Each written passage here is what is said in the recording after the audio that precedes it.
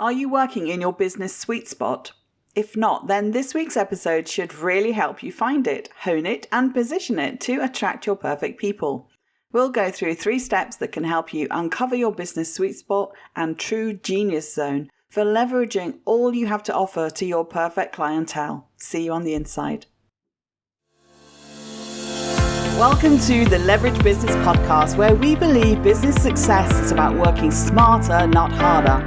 Leveraging your time and expertise in ways that fit the digital age you and your clients live in today. I'm your host, Jay Allison, author of Leverage Consulting in the Digital Age and founder of the iSuccess Business Academy. And every week I'll be sharing insights into how you can apply the power of leverage to grow your consulting, coaching, or other expert services business and create true freedom and independent success with mindset, marketing, and money model breakthroughs. Because when you get leveraged, the sky's the limit. Let's go for it.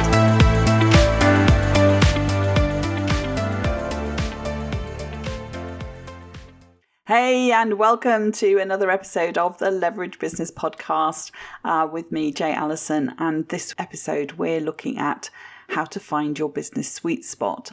A lot of people aren't really working in their most profitable and purposeful area. And so I wanted to really give an overview of how I help people to find their business sweet spot, to really drill into what is it that makes them tick and how to position it in the marketplace so that you're actually attracting the right people to work with you who are willing to pay for what you do. So people often talk about the sweet spot in sports, usually golf, and I don't play golf, but I've heard that a lot. And I loved the film Legend of Bagger Vance, where he really had this moment in the film where it was just amazing. And he sort of said, you know, when you find your sweet spot, it's that zone where everything just flows and you know, the ball just goes either in the hole or right near the hole, and you're just in that flow. So we're going to look into finding that place where you just seem to get everything right and the steps you can take to find that absolute sweet spot. We'll go through 3 steps that I use with people to help uncover their true genius zone, if you like, a profitable genius zone, so that you can leverage all that you have to offer to your perfect clientele. Because I know that when you get this right, it's so much easier and you attract both super ideal and hyper responsive clients to you. And ultimately, your strategy calls and sales conversations will also feel both results focused and authentic. And that's, I think, really important. So the way to find your business sweet spot is by looking at the intersection of what you're good at, your strengths, what you enjoy doing or learning about, your interests, and what benefits others, which is where really the profit zone comes in. In business, you'll find your sweet spot is where there's perfect harmony between the things that you and or your company does well and efficiently and the things that the market is willing to pay for. So put it another way, it's where your target customer's needs fit with what's special about you, your product, or your service. In my business strategy conversations, I've talked to a lot of people whose goals or ideas just aren't yet clear, and that's in fact the thing that's challenging them the most. And they're stressing about it. They're stressing about how to find their purpose, how to find their why, how to make the right decision and make sure they're not making the wrong decision. And it's kind of like paralysis by analysis. And I know a lot of people are really get themselves in a bit of a bind with that. A lot of people, we've talked about this a bit in my interview with life coach Tara Chatsakis in episode 7, but a lot of people are actually exploring a new focus more often than they used to. I think a reinvention even perhaps. And they want help to identify something that has the potential to reignite a passion or pivot your business in changing times, as I talked about back in episode 2. And definitely you should also aim to draw on your existing talents and skills and strive for excellence in terms of your up-to-date knowledge and expert process for helping people. So it's counter-effective if you're constantly learning and feeling on the back foot in a new area all the time. So that's not what I'm talking about here. I'm talking about kind of building on what you've already done, shifting slightly, evolving, those kind of shifts really, not necessarily throwing out the baby with the bathwater, so to speak. So here's the 3 steps I use to help people to find their business sweet spot. So I'm just going to list them and then we'll go into them in a bit more detail. And they flow one to the other. So, really it's a process that you can go through. And I have a planner for this in the Business Academy that I'm looking to release very soon. So number 1 is to align your financial and personal drivers. Number 2 is about identifying your most profitable genius zone. And number 3 is around doing work that's in demand and has a positive impact. So then we'll take it a bit further. We'll also look at how this impacts your positioning, branding and pricing. Not necessarily in this episode, but certainly that's where this is leading into. Because once you're clear on your business sweet spot, it becomes so much easier to get your message out there, to brand yourself in the right way, and to really set your prices to claim what you're worth. So let's dive into step 1, aligning your financial and personal drivers. If we only look at aligning what you do with what the market wants, it leaves you as an individual out of the picture. And what if the thing you're doing is great from a profitability perspective, but doesn't give you that feeling of purpose or fulfillment or happiness? When I'm working with clients, what I prefer to look at is the relationship between financial success and their view of personal success. And for any business activity, it's way more than money, right? It makes sense that there's a convergence of passion, talent, skills, and money. Look at it this way. If you're working in the zone of your passion and talents and skills, but have no money from that work, then you have a hobby, right? If you have passion and money, but no talent, you'll probably fail.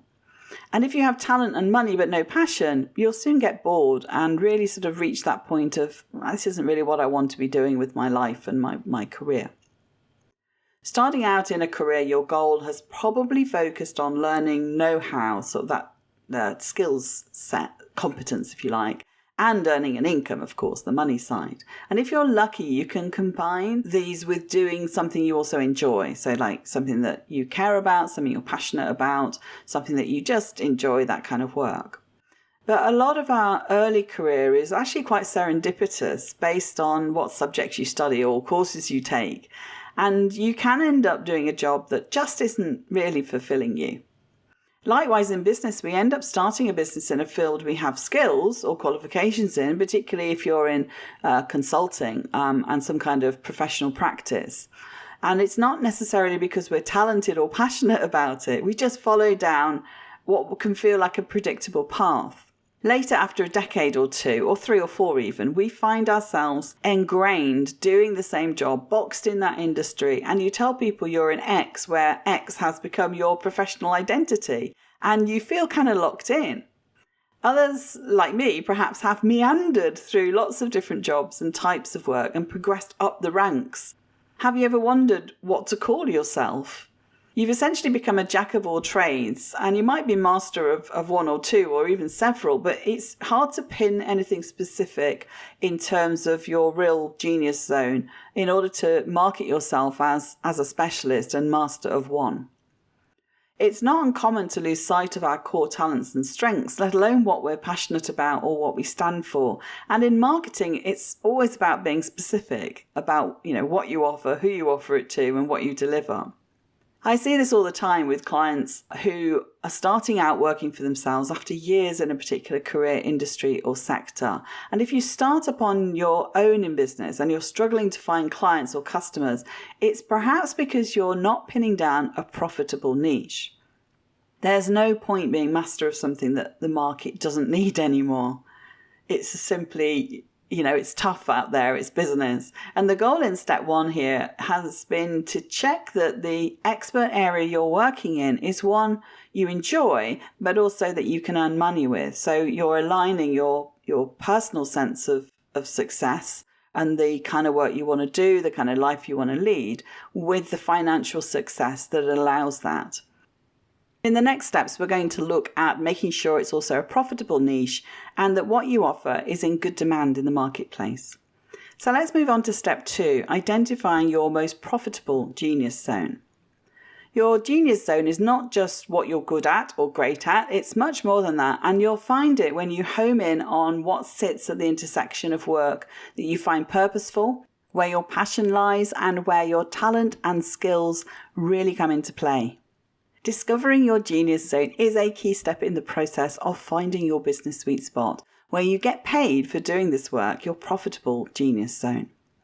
It's sad to admit it, but I remember the day it occurred to me, aside from my children, who I adore and love spending time with, I couldn't think of anything much that makes me happy anymore. Isn't that a bit sad?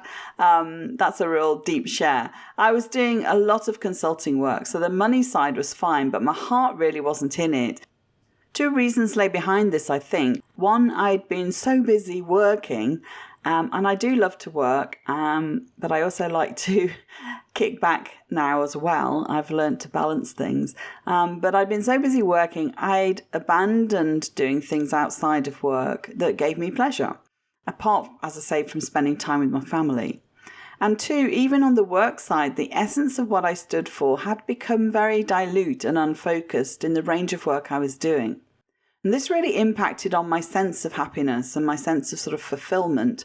I'd lost my mojo. I mean, I don't know whether everything's sort of related, but all of a sudden I just found I had no energy, I had no drive, and this just wasn't, the Jay that I know and others know about me. And I think because my purpose, my belief in myself and what used to drive me was just missing. And what I really wanted at that point was a sense of what I was supposed to be doing with on this earth, if you like, and who I was best equipped to help and support, my true calling. So I felt I had all these sort of experience and skills, and I didn't know where to direct it. And I think this is really important when you revisit your business sweet spot. And I think everyone should revisit it from time to time. And when I say from time to time, in the sort of changes that we're seeing in the marketplace and in people's lives at the moment, I think from time to time probably means at least once a year, just to really check that you're in that best zone for yourself and for your business. So for me at that point, it was time to dig deep. And so, these 3 steps that I'm giving you, they're exactly what I found myself having to do. And this is why I know how powerful it can be. Finding your true purpose or calling is actually quite a hard and difficult psychological activity. And I totally envy those people who love what they do, know why they do it, and just wake up every morning just jumping out of bed, ready to do their thing. Maybe they'll hit where I hit. It depends maybe how old you are, whether you're male, female, I don't know what the variables are, or whether some people are just lucky that they're in their dream job or their dream business. I found that you can't just do an exercise for an hour. A lot of people say, oh, here's a checklist, here's a template, work through these questions. I really found that hard because it was like I had no starting point. I had nowhere to sort of ground it. And you don't just spend an hour going through a worksheet and think, oh yeah, now I know what I should be doing with my life and my work and my business. It takes time. It takes peeling back the layers, and it changes over time, actually. I found as new patterns become known to me, then you find that you put some layers back, you take some layers away, you slice a little bit out, you dig deep into the core of what makes you tick. Once you uncover what makes you tick and what makes you money, you're in a great position to work towards excellence in this profitable genius zone. The best starting place to find your business sweet spot, in my experience for my own business, but also helping other small businesses to really nail this, it's to look back over your life and work and identify common themes. Or whether it's a particular type of work you've done, a specific subject matter, or the nature of the work. Just find somewhere that you can start the process of thinking it through. It doesn't have to be perfect. It's just a starting point. And think also then about what you most enjoy out of that kind of work and what consistently is present in the things that you choose to do. Sort of look for the common themes. So, what do you read? What do you watch? What do you talk about? And I'm not just talking about the business. I'm talking about in life. When you browsing on Amazon or somewhere for your next book you're going to read, or you're flicking through Prime or Netflix for something to watch, what things are you drawn to? I was always loving some, documentaries about history, about people, biographies. I love reading biographies. But it really helped me to sort of see what are the things that interest me, because I'd lost sight of that. So maybe less about you and what work you've done in the past, and more also about a need or problem people walk around with that you continually feel remains unaddressed in the world. So that, it's the thing that really riles you when you see something on the news. What gets you excited or what gets you annoyed? Maybe there's a clue in there as to what you actually care about, in terms of the world, in terms of people, in terms of business, in terms of money, in terms of diversity. It could be all kinds of different things. So really try and do that reflective process, and you'll find it quite revealing, I think. And I think finding an unsolved problem is quite hard these days, to find a gap in the market. And if you can find something that relates to something that we as people need or care about, something that's going to make a difference, then it's more likely to be a very profitable business sweet spot for you. For example, for me, this is innovation and supporting people to do something new. Originally, I did this by managing development projects, and later through teaching, coaching, mentoring, and writing. Innovation, insights, and implementation are threads running through my whole career.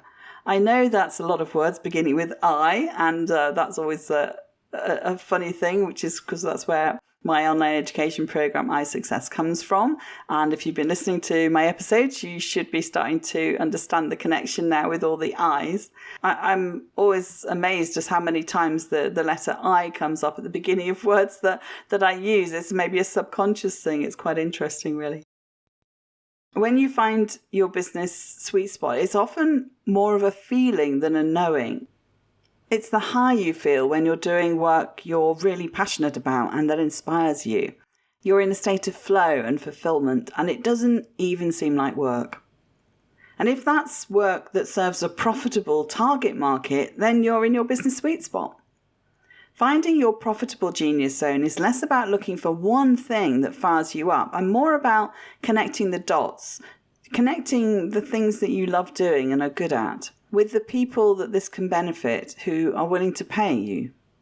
It requires a bit of cross-referencing and options checking, but eventually you should see a pattern emerging. And if you find this really hard to do for yourself, then I think that's where coaching comes in, because it can really help you to ladder your thinking and to drill down into, you keep asking the kind of why question like kids do. Why is that important to you? Why do you think that? What does that look like for you? Those kind of questions can really help you dig deeper. And if you see a few possible themes, dig into these deeper to narrow it down to the best choice that balances purpose and profits. How I found my business sweet spot started with a fascination with finding your why.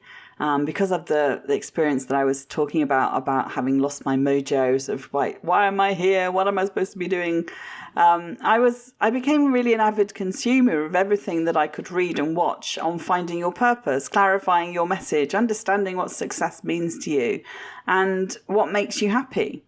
And I've sifted through hundreds of ideas and produced dozens of notebooks where I'd written down key insights. Now, I'm not saying that you should take that much time over all of this, but it does take time. For me, I guess this was just really a real turning point for me in my career. I call it a midlife crisis, if you like.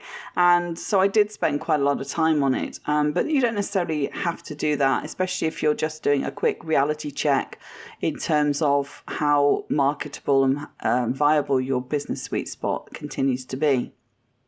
So I initially was doing this for my own use, of course, but then I'd organise them into key elements and create an article around certain ideas that others could benefit from my research, and writing about these key insights for personal and professional success became quite a big focus. But I didn't go down that route. Although as I said, I found a lot of the business and marketing books and the videos and programs that I was drawn to were focused on the psychology and philosophy behind professional identity, probably because of my own journey at this point. And it was such a long road to find it back. But that's always has been in the back of my mind one sweet spot that I might well dive into at a later time. But for me, at the same time as this was all happening, there was a core concept that was always there. And it's funny because I hadn't really spotted it until probably just 2 years ago even. And that's that as an independent business owner and entrepreneur, you want to achieve the freedom to live your life. And actually, Live Your Life was the name of my marketing business back in 2010. And it's absurd that the big cohering idea behind leverage consulting and the leverage business for this podcast title has been staring at me in the face all along. And yet when I was puzzling on the title for my book, which led me to doing a podcast around the ideas, I just couldn't see it. And again, I was going over and over thinking, this is a word that doesn't land with people. But I knew that this was exactly what I was supposed to be doing. I just felt that so strongly.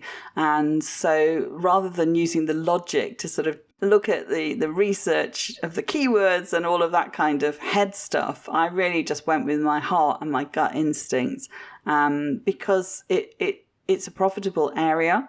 I'm passionate about it, and it gives me a real sense of purpose that I desperately needed back again. And I think I'm not alone in this. I think a lot of highly educated, high achieving professionals had this exact same problem at some point in their career or in business. And you know that moment of horror when someone asks, "What do you do?" and you freeze or come out with some lame, vague or boring string of words interspersed with lots of ers and ums.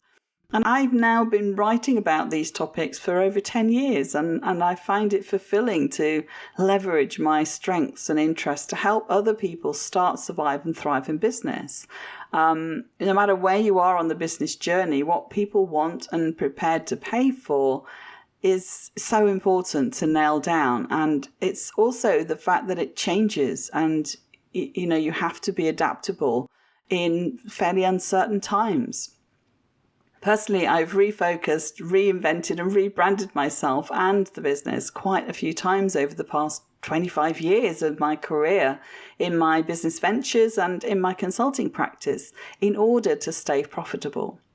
This is what I call leveraging you, and I devoted a whole big chapter to it in my book, Leverage Consulting in the Digital Age, because it's such an important, critical cornerstone for everything else that follows in your marketing, sales and service delivery. And too often we do ourselves a disservice and we question everything. It also means that the people who we're capable of helping aren't really getting the clear and compelling message through. If we're not doing what we do to a high standard, or if we're not standing tall in our genius zone. So, look at your own sort of sense of self. Are you your own worst ambassador? Do you unwittingly give yourself negative labels and believe others who think you're mad to go off down the beaten path? In the book Work Reimagined, Richard Leider and David Shapiro talk about the sense of clarity and confidence to be gained by uncovering your calling, which they define as the inner urge to give our gifts away. I love that. I think that's absolutely great way of looking at it. So let's progress from that now. We've done step 1, which was aligning your financial and personal drivers, and we've done step 2, which was all about identifying your most profitable genius zone. And now we're going to move into step 3, which flows from there, which is about doing work that's in demand and has a positive impact. Once you discover or uncover your business sweet spot, it's way easier to dive into who your ideal client would be. So first, get yourself super clear on who you are and what you and your business bring to the table. And then we look at what your clients want from you, or what they could how they could benefit from you. Now, if you're working with high-end clients, they don't want to just work with anyone. They want the creme de la creme, and you need to be clear and confident in how you market and position yourself. That's why steps 1 and 2 are incredibly important foundations for all of this. I'm not just talking about our credentials and experience, though. Sometimes it's not enough just to pull out the common threads of what kind of work we've been doing, what drives us, or even what our genius zone is, as in steps 1 and 2. In his book, Louder Than Words, Todd Henry talks about resonant work. And I really like the idea of this very much, because it gives you 5 attributes of resonant work. That is work that resonates with your unique business sweet spot. And the 5 things that the 5 attributes that he goes through are: 1, authenticity. So uncovering the narratives that are at the core of your personal and professional identity. 2nd is uniqueness, where you identify what makes your work distinct from that of others and learn to creatively package and present your message. The 3rd is consonance. Cultivate internal consistency and harmony in your work. The 4th is empathy. Listen to your audience's aspirations and struggles to make your message more compelling. And the 5th one is timing. Learn how to coordinate your work with ideas that already have cultural momentum. And this is what I meant about really keeping a reality check on your business sweet spot to make sure that it has viability in the marketplace. When you bring all of that together, you really will sense the power of clarity, the confidence that you'll get from that. I could easily add several more important attributes to that list, boldly taking resonance into the business context and ensuring our work remains fulfilling and viable. Because often we hit a tipping or turning point in our career or business because the market shifts, sometimes quite dramatically, as we've seen with the coronavirus pandemic. With this in mind, it's a valuable exercise to keep revisiting your business sweet spot and to check, 1, it's clear to your target audience, and 2, it's hitting the spot in terms of viability in the marketplace. I see this in 3 ways, a kind of recap.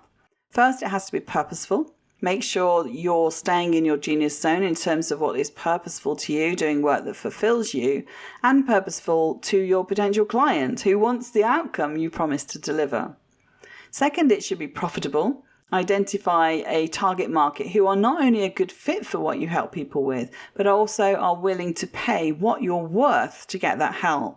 So no need really, if you can get that right, to start undercutting your competitors or discounting your fees. And third, you must be well positioned.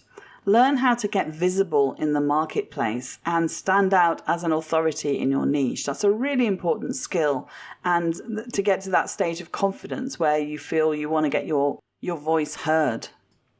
And I'm really excited because I'm going to be interviewing the fabulous Anna Parker Naples in podcast episode 12, which will go out in the new year.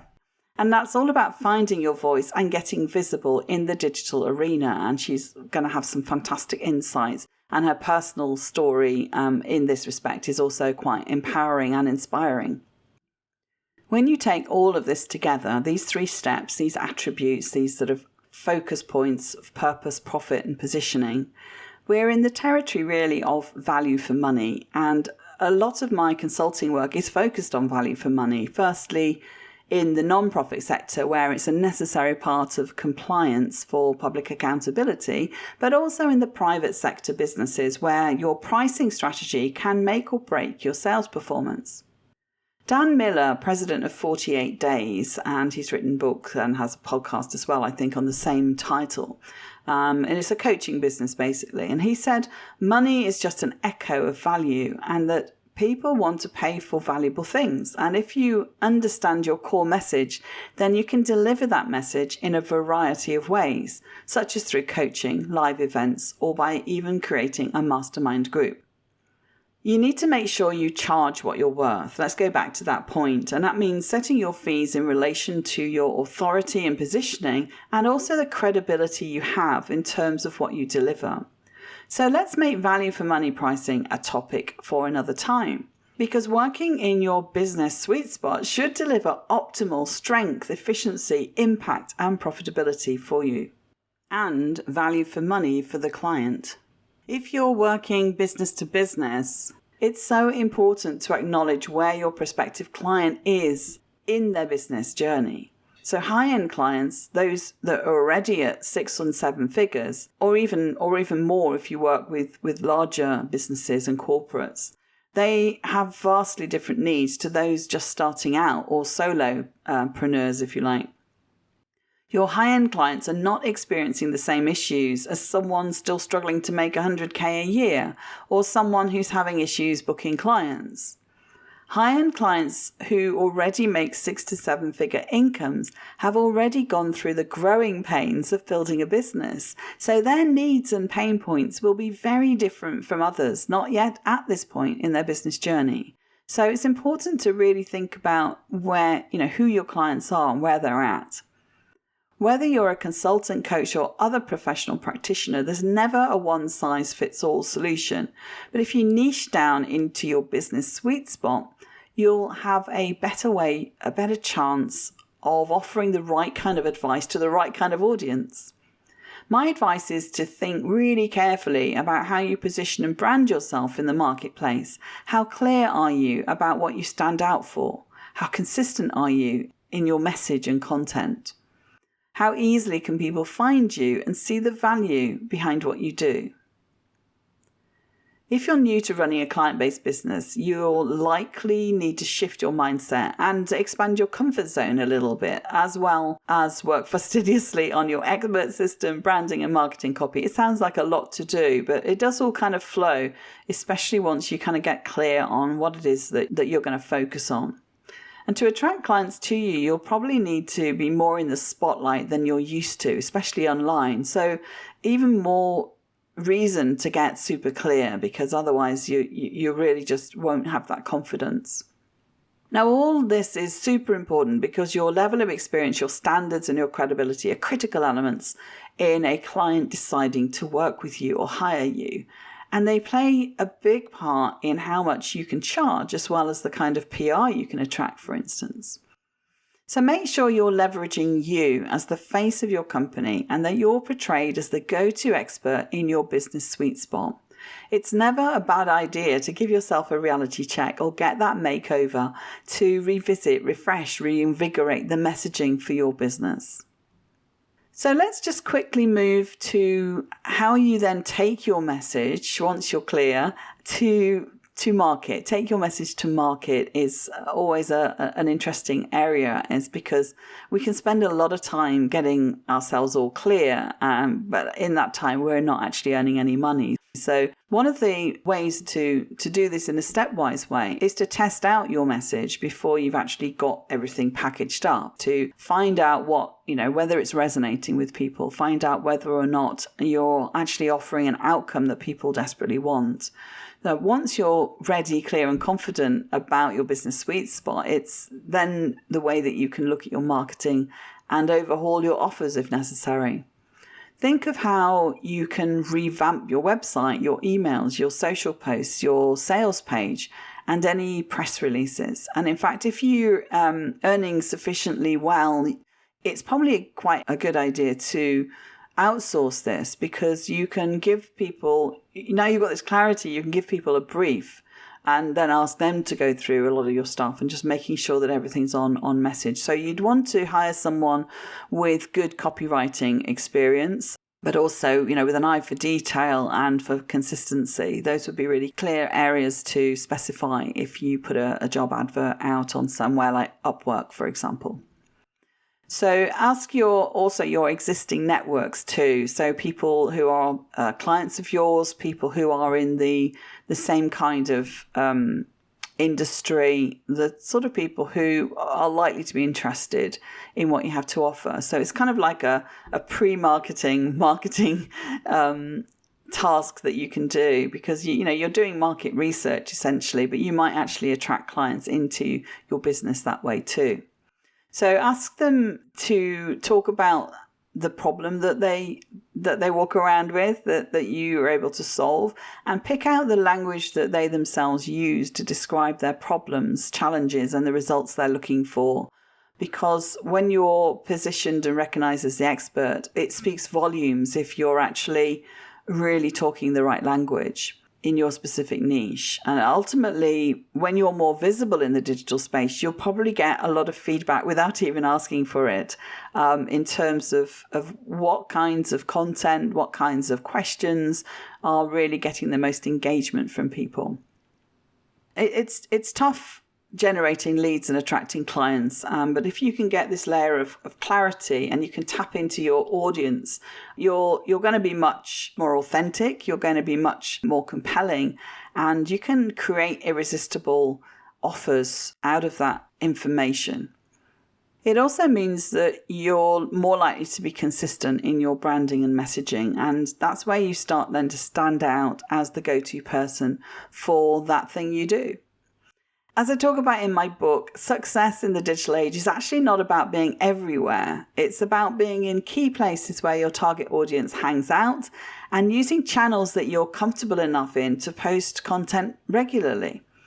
Share your expertise with others, start building high-end relationships, as we talked about in my podcast episode 3 with a guest interview with Andy Lapata. And you'll find opportunities will actually start to find you, so you haven't got to go out and look for things. When you're really visible and working in your business sweet spot, you're seen as a specialist and you become the hunted, not the hunter. And it makes such a difference to how it all feels to be in demand. And that's why the first dimensions for success in my iSuccess framework are all about aligning, targeting, positioning, branding, and then pricing. Because people think about leverage as being the other two dimensions, which is systematizing and scaling. But if you don't get the foundations right, then you're not really leveraging you, and your marketing is going to just feel really heavy, and your sales conversations are going to feel really heavy. So by getting this clarity, you're actually leveraging your message, you're leveraging your expertise, you're leveraging your voice. And all of those things start to come together. So with that clarity, internally and externally, that's really where the magic of leverage kicks in. When you successfully identify your real business sweet spot, it should bring you closer to your true calling, to get back to that. It should also enable you to focus your marketing and offers on the one thing you want to be most known for doing well. Just apply the 80-20 rule to any business, I reckon. And it's like that 20% of customers will make up 80% of your profit. And it was interesting because I had a conversation with somebody that was looking to launch a podcast. And she was saying that 80% of her women clients, because she works mostly with women, are women in business. And 20% of them are not in business, but they still benefit from her help. And I said, well, who are the people you most want to work with, the 80% or the 20%? Because obviously what you do is attracting women in business. So I mean, sometimes it's just super obvious to us but we want to try and include everybody.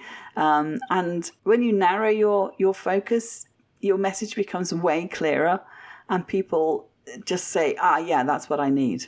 That's what you want to get to, really. So keep an eye on your industry, because that might change over time. Keep an eye on periodic shifts in the numbers that you see in terms of your lead generation, in terms of converting your calls into clients. Look really at whether what people are talking about is shifting too, and whether that has an influence on what you offer, how you offer it, how you talk about it. So what I try to do really is to help people achieve freedom, but avoid sort of that sense of overwhelm, obscurity and overload that you can get when you go round and round in circles trying to get a handle on this stuff. Because the freedom that you achieve leveraging your expertise, once you're clear on this business sweet spot, you're trading your value, not your time. Remember, that's a really important one. And it's always been what personally drives my business strategy and what I love helping other consultants and coaches with. So, I mean, if you haven't got the memo on this yet, freedom is a really big thing for me, both financial freedom, but mostly time freedom, super important. Freedom means making my own choices about what work I do, freedom to do it when I want, within reason, freedom to give back to others. And this is why I've focused on innovating my business model and pivoting, and where the leverage consulting insights in my book come from. Now, surprisingly, many businesses struggle because they haven't found or aren't leveraging their business sweet spot. And that's why I wanted to devote an episode on this, because when you do, it really helps you attract your ideal clients and customers for the things that you do well, so that you can really excel in, you can really deliver a great experience on. And especially if you can differentiate what's unique about your why and your how compared to your competition. This unique distinction is, in fact, your backstory. And that's why I've started a lot more recently to share, where I'm coming from with some of all of this. What got me thinking about these things? What experiences have I had that really made me think why I wanted to focus on this particular spot? Your story becomes your brand. If you haven't yet uncovered where your best work happens, that is your genius zone, use these 3 steps that we've covered to find your business sweet spot. And as soon as you do that, I think you'll find that a lot of other stuff becomes a lot easier. One exercise you can sit down and do right away goes like this. First, identify your core competencies rather than keep adding to the type of work you do. 2, work across your strengths rather than trying to be all things to all people. 3, match your best services or products to market demand. And 4, listen to what your clients and customers value most in what you do and how you do it. Bring these 4 elements together then into a compelling and unique offer. So you're cherry picking to some extent. I hope that helps, because I think once you kind of sit down and you really just brainstorm it, you don't need to ponder on it for ages. You're just really picking stuff out, picking out your core competencies, working across your strengths, matching what you do best to what the market wants, and listening to what clients value in terms of how you then deliver it, and packaging that then up into an offer. So if you want to find your business sweet spot and you've gone through all of this and you're still struggling, then let me help you move towards the clarity, the focus and alignment you need to do work that's both purposeful and profitable. And if you'd like to book a business strategy discovery call with me, we can talk about your goals, challenges, and what you most need help and support with. So if you go to jallison.com and pick contact from the top menu, and then click the link to book a one-to-one session with me. Choose the first option for the free strategy discovery call, and then pick a date and time to suit. I don't offer many of these, so be sure to book early so it's not sort of weeks and weeks ahead of you.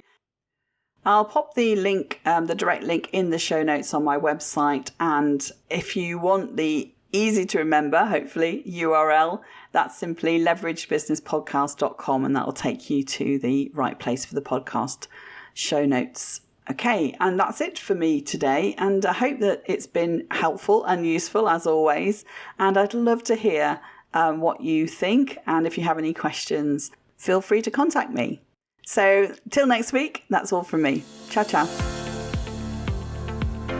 Thank you for listening to the Leverage Business Podcast. Want to create leverage in your business? Did this episode provide some insights and ideas to be thinking through? If so, subscribe so you get alerts when the next one's released. If you want to learn more or would like help and support with building a leveraged business that achieves true freedom for you, then head over to jallison.com/podcast to find all the resources and links that go with this show on my website, and to join our iSuccess community. And if you're enjoying our content, it would be great if you could pop into Apple Podcasts or the app you listen from and leave me a rating and review. Everyone makes a difference to improving our rankings. So thank you if you've done that already. I appreciate you. So hey, that's it. Thank you for listening. I hope you've loved this episode and have some great takeaways to be thinking through. I wish you a pleasant, productive and profitable week, and I'll see you again next time for another episode of the Leverage Business Podcast.